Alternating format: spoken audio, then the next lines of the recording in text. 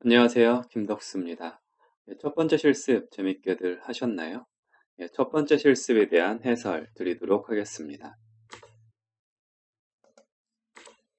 첫 번째 문제는 Hello OpenMP라고 이제 OpenMP와 인사를 나누어 보자는 거였고요. 목적은 여러분이 사용하는 스레드 수만큼 Hello OpenMP를 출력하는 거였습니다. 출력 형식이 내가 몇 번째 중에 몇 번째 이런 식으로 출력하는 게 목적이었고요. 사실 이 문제는 예제에 있는 거의 그 수준이어서 어렵지는 않으셨을 거예요. 그냥 이제 몇 가지 짚고만 넘어가면은 저희가 이제 병렬화 영역을 만들 때 프라그마, OMP 패러럴이라는 걸 사용한다고 했었고요. 그 뒤에 스레드 수를 정해줄 수 있다라고 했습니다. 자, 여기에는 숫자를 넣어주셔도 되고 저 같은 경우 이제 define 해가지고 상수값을 넣어주게 만들어 놨고요. 그래서 이렇게 병렬처리 영역이 생성이 되면은 이 안에 있는 코드를 모든 스레드가 동일하게 실행한다라는 게 포인트였습니다. 스레드 만약 우리가 4개를 만들었다면 0번에서 3번 스레드 모두 이 코드를 실행한다라는 걸 기억하시면 됩니다. 그리고 우리가 배웠던 두 가지 함수를 한번 사용해보는 거였죠. 첫 번째 OMP get thread num 내 아이디를 받아오는 거고요. 스레드의 아이디를 받아오는 거고 OMP get num thread 하면은 전체 이 병렬 처리 영역 안에 병렬 영역 안에 몇 개 스레드가 있는가를 나타내는 게 이 OMP get num thread입니다. 자, 이 개념이 내가 사용할 수 있는 스레드가 아니라 사용 가능 스레드가 아니라 이 병렬 영역 안에 몇 개의 스레드가 있는가라는 의미를 가진다는 것만 기억하시면 될 것 같습니다. 1번 문제는 어렵지 않으니까 이 정도로 넘어가도록 하죠. 네, 두 번째 문제는 Encrypted Image, 암호화된 이미지라는 문제였고요. 이름만 보면 굉장히 어렵게 느끼셨을 수도 있는데 해보니까 별거 아니죠. 사실 내부적으로 보면 단순하게 이제 두 개의 벡터를 더하는 문제와 같은 거였습니다. 근데 뭐 여기다 이제 곱하기 50을 한번 해준 것밖에 없죠.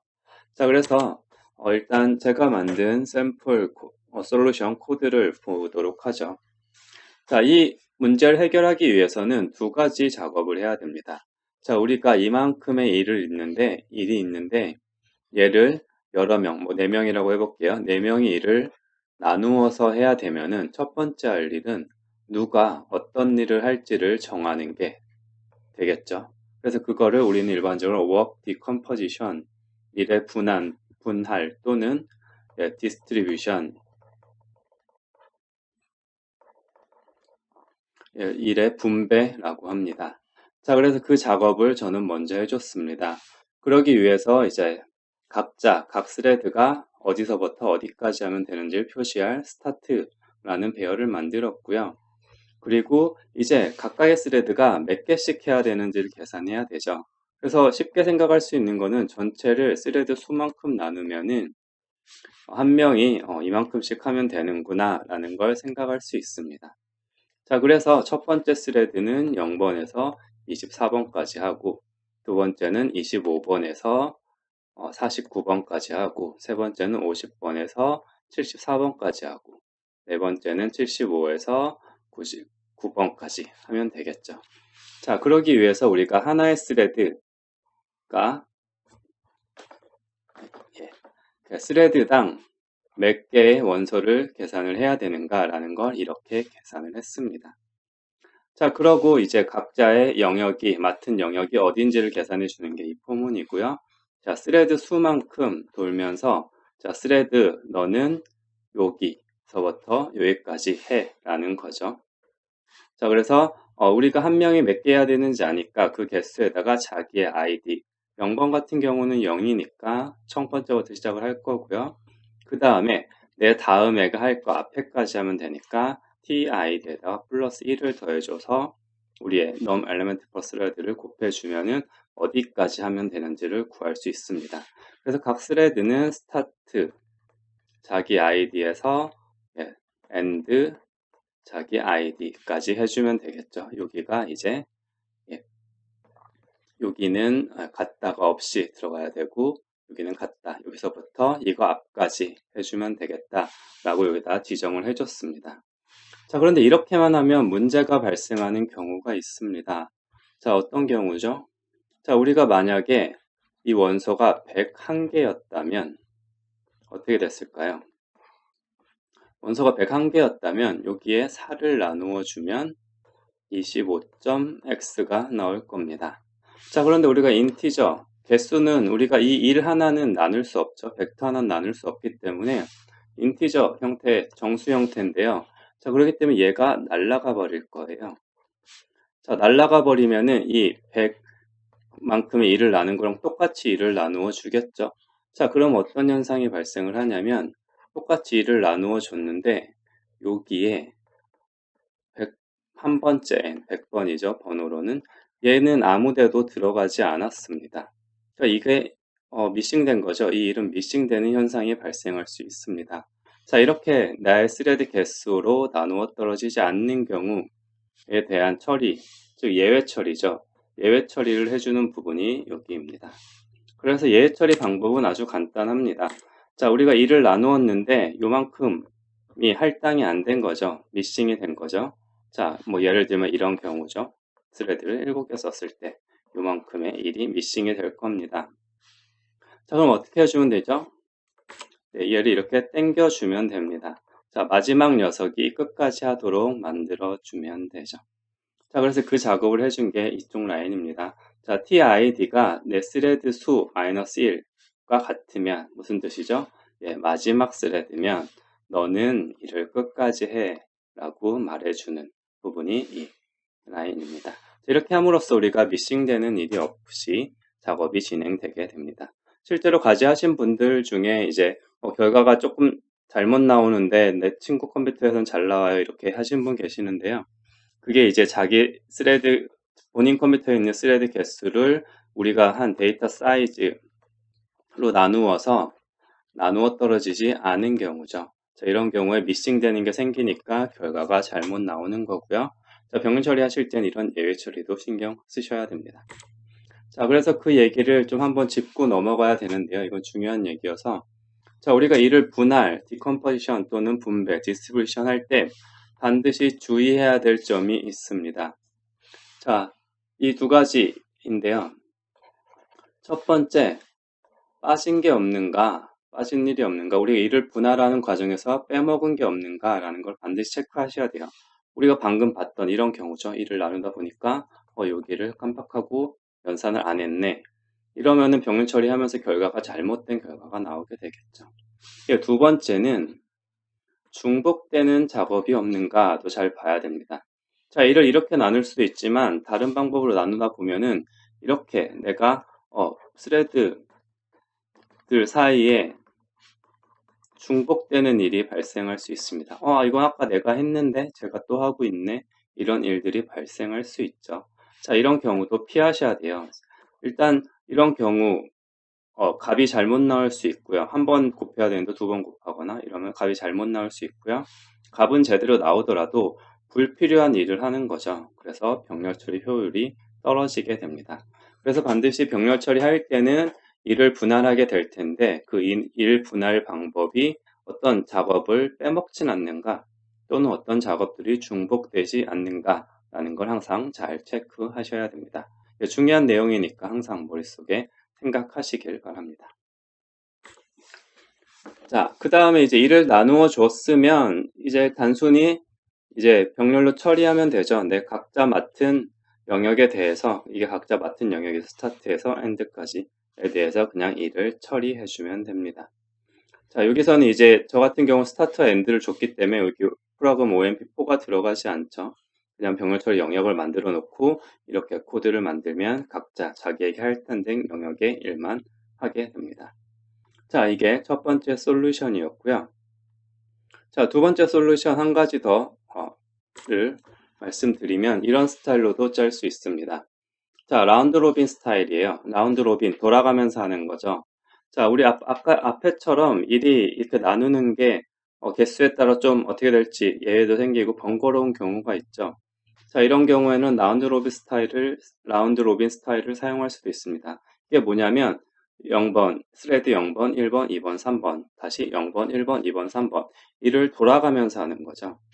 자, 이렇게 하면은 이제 자기가 할당된 돌아가도 하다가 내가 할 게 더 이상 없으면은 끝내면 되는 거죠.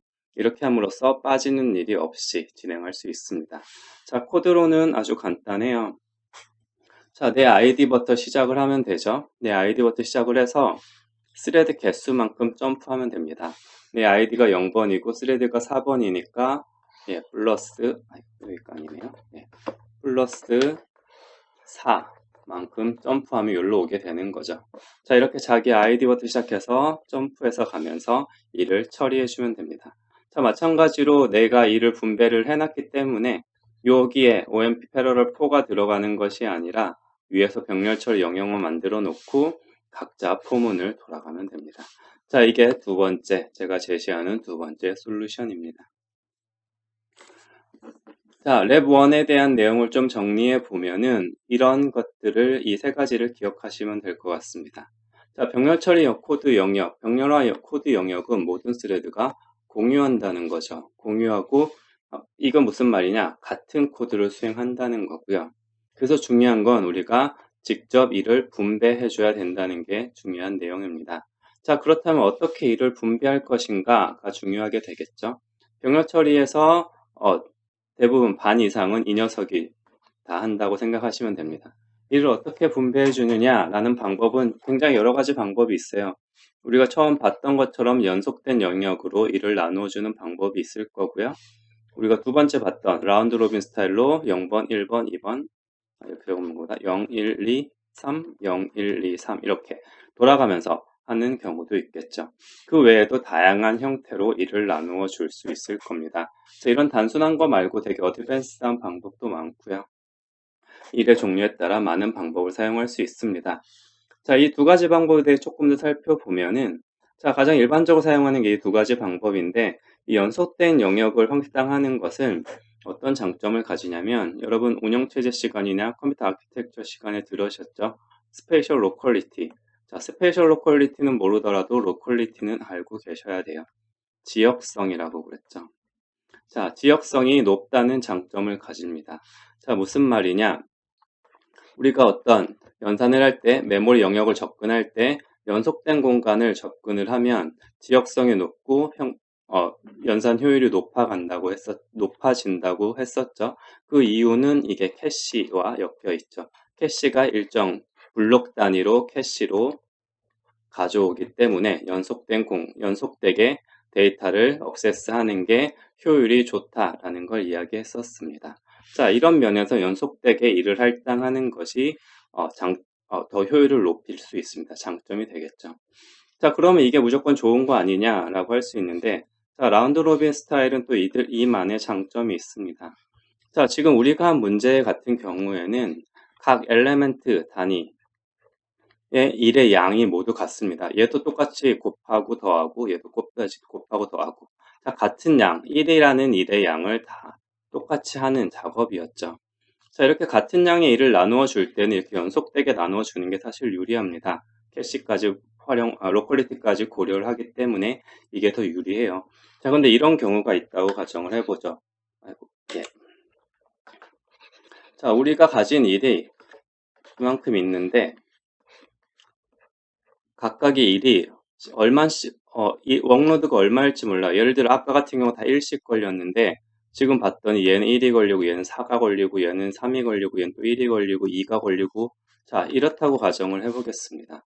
자, 그러면은 우리가 이 연속되게 일을 나누는 경우를 보면은 만약에 일을 이렇게 나눴다고 가정을 좀 해볼게요. 여기가 1이라고 하면 자, 일의 개수는 똑같은데 얘는 다 처리하는데 8이라는 시간이 걸릴 거고요. 얘는 다 처리하는데 3이라는 시간이 걸릴 겁니다. 그러면 한 명은 빡세게 일하고 한 명은 널널하게 일한 거죠. 불공평하죠. 불공평한 걸로 끝난 게 아니라 얘의 전체 처리 시간은 8이 됩니다.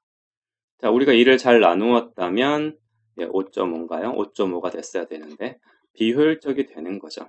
자, 이렇게 우리가 일의 양이 서로 다르고 이거를 예측하기 힘들 때, 얘를 예측할 수 있으면 또 나눌 수 있겠지만, 얘가 일단 들어가 봐야 요 안에 이 방 안에 일이 몇 개씩 있는지 아는 경우가 있겠죠. 자, 이런 경우에는 이렇게 일을 분배가 잘 서로 좀 균등하게 분배되도록 할 수 있는 방법 중 하나가 이 라운드 로빈 스타일입니다. 자, 이거는 몇 개씩 있는지 모르겠지만 이렇게 좀 번갈아 가면서 하다 보면은 결국은 밸런스가 맞는 경우가 많이 생길 수 있겠죠. 왜냐하면 일반적으로 어떤 일들이 한 곳에 몰려 있는 경우가 많죠. 여긴 다 1이고 뭐 2인 경우, 여기 3, 3, 3, 4 뭐 이렇게 있다. 1, 1, 1, 1 이런 경우를 생각해 보시면은 일이 보통 몰려 있는 경향이 있기 때문에 번갈아 가다 하다 보면은 이 널널한 부분도 번갈아 가면서 하고 이 많은 부분도 번갈아 가면서 하고, 자, 이런 경우들이 있기 때문에 라운드 로빈 스타일이 일의 양을 잘 모를 때 균등한 일을 분배하고 싶을 때 효과를 발휘하기도 합니다. 물론 항상 얘가 이런 효과를 발휘하는 건 아니에요. 운이 나쁘게 우리가 일을 이렇게 번갈아 가면서 하게 했는데 운이 나쁘게 1, 3, 1, 3 이렇게 될 수도 있죠. 그러니까 항상 이게 이게 잘 된다는 건 아니고요.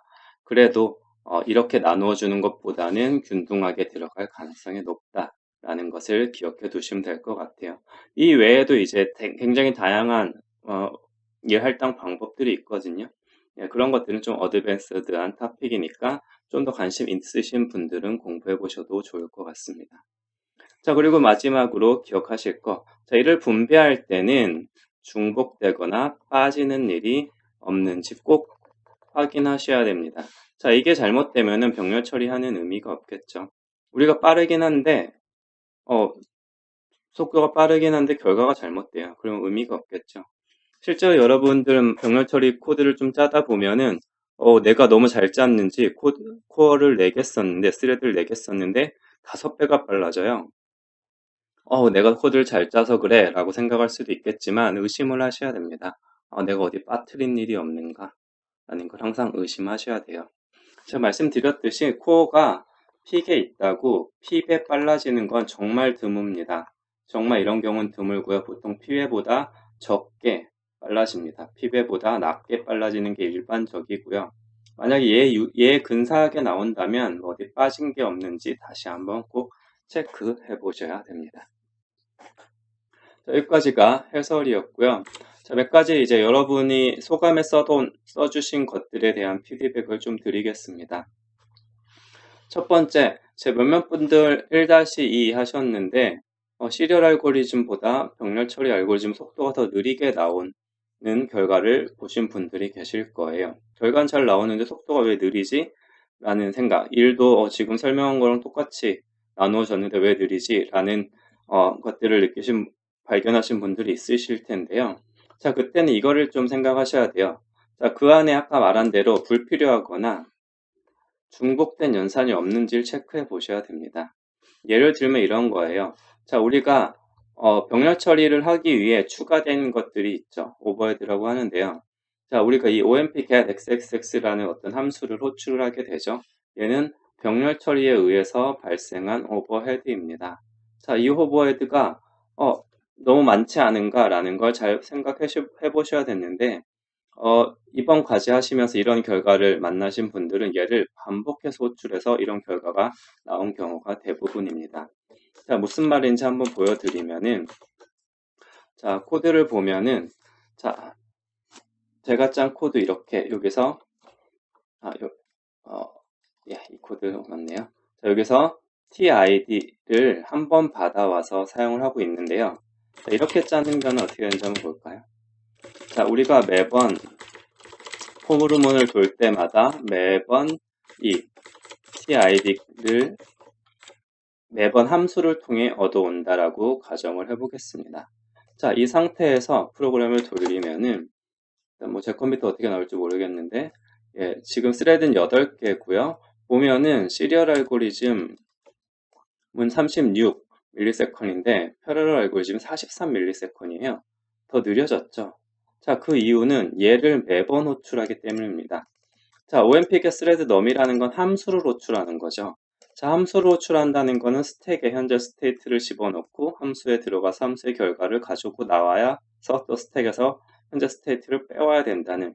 자, 함수 호출이라는 거는 지금까지는 아무 생각 없이 사용하셨을 수도 있는데 함수 호출이라는 것은 굉장히 비싼 연산 중 하나입니다. 근데 얘를 이 for 루프만큼 계속 부르는 거예요. 자, 이러면 당연히 이게 오버헤드가 되겠죠. 시리얼 알고리즘엔 없던 오버헤드가 발생한 겁니다. 자, 근데 사실 이렇게 할 필요가 없죠. 자, 우리는 이 병렬처리 영역에서 내가 들어왔으니까 내 아이디를 한 번만 얻어오면 돼요. 그 로컬 변수에 얘를 저장해두면 됩니다. 로컬 베리어블로 이 녀석을 저장해두면 되죠. 자, 그러면은 불필요한 함수 호출이 없기 때문에 다시 불필요한 함수 호출이 없기 때문에 결과가 정상적으로 나오는 걸 보실 수 있습니다. 8개 스레드를 사용을 했고 한 3.37배 빠른 결과를 볼 수 있네요. 자, 이렇게 병렬 처리할 때 생기는 오버헤드들이 존재를 하고요.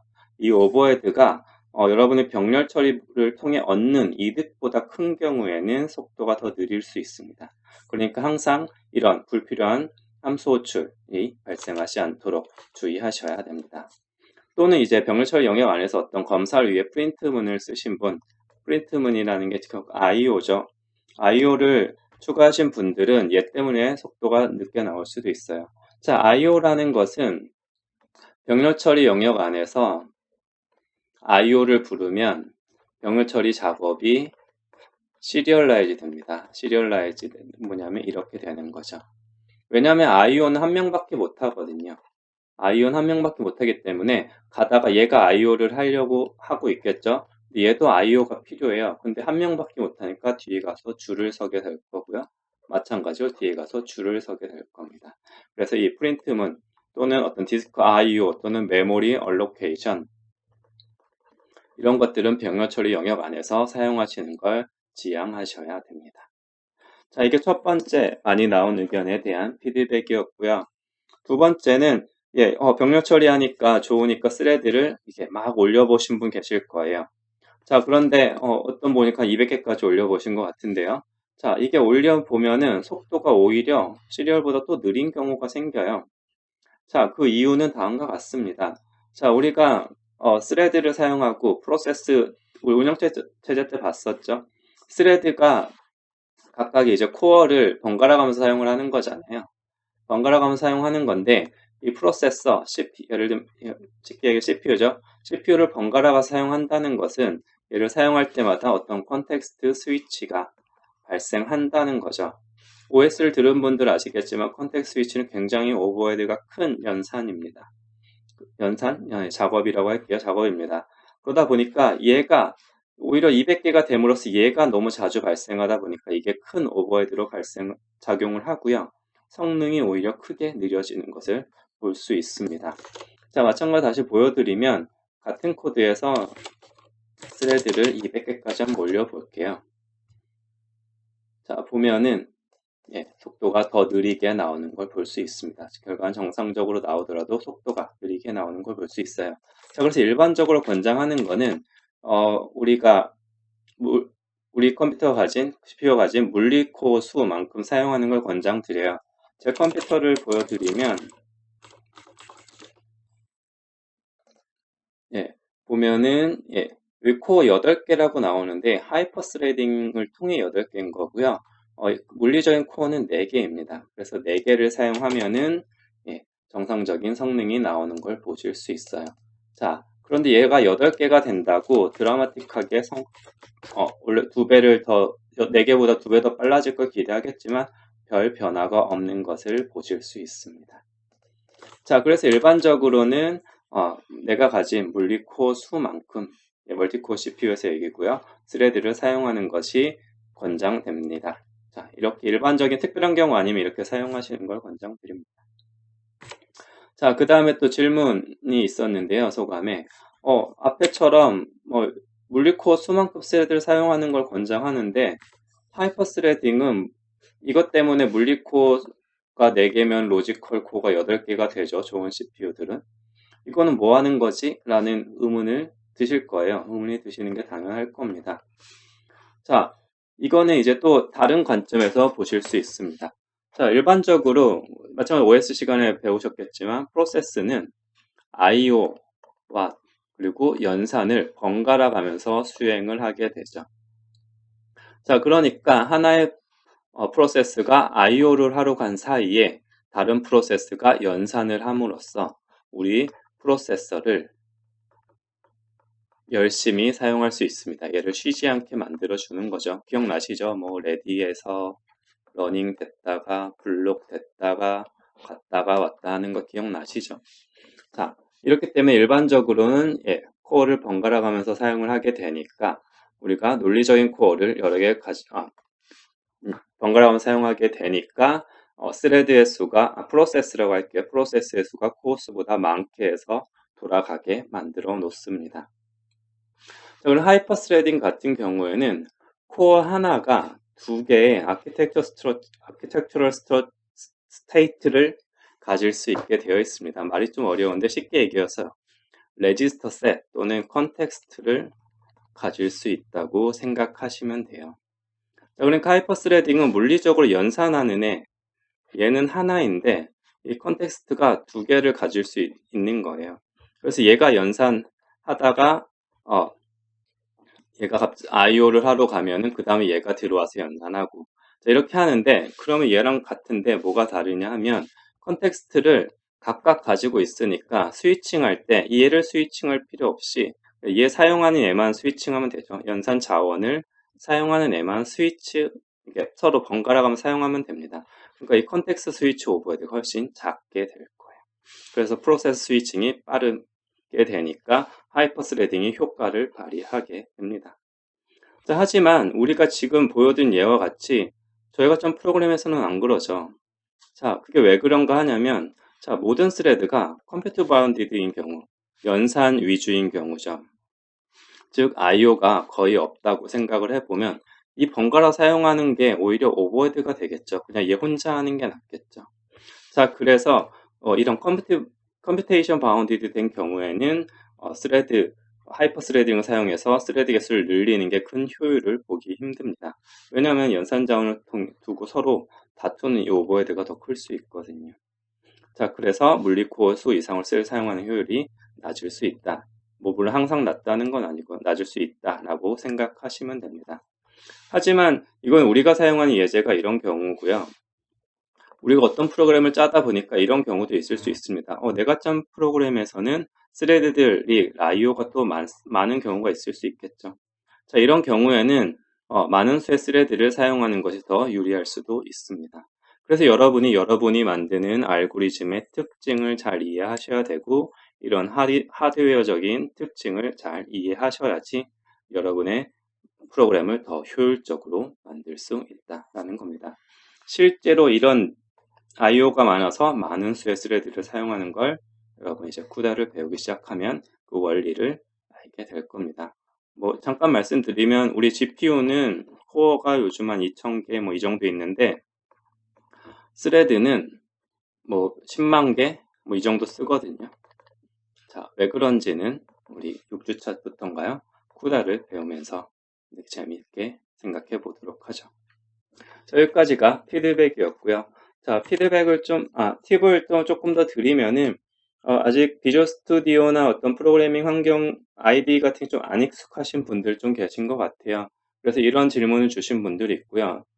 프로그램을 이제 실행하면은 창이 자꾸 꺼져버려서 결과를 보기 힘들다라는 질문 주신 분도 있고요.